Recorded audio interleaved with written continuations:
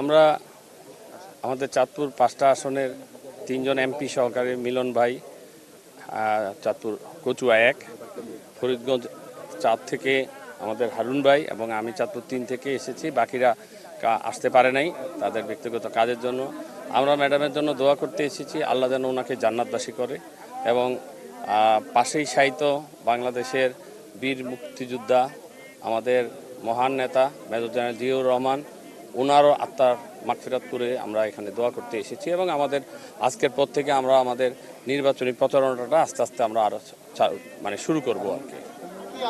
নির্বাচন নিয়ে যেহেতু নেত্রী নেই, নেত্রীকে উপহার দেওয়ার বিষয় একটা আছে যে আপনার আসনটা বা চাঁদপুর আসন কি ভাবছেন? আমরা আশা করি তারেক রহমানের নেতৃত্বে আমরা আগামী দিনে এই সরকার গঠন করতে পারবো। আপনার নেত্রী নাই, কিন্তু নেত্রীর আশা আমরা পূরণ করব।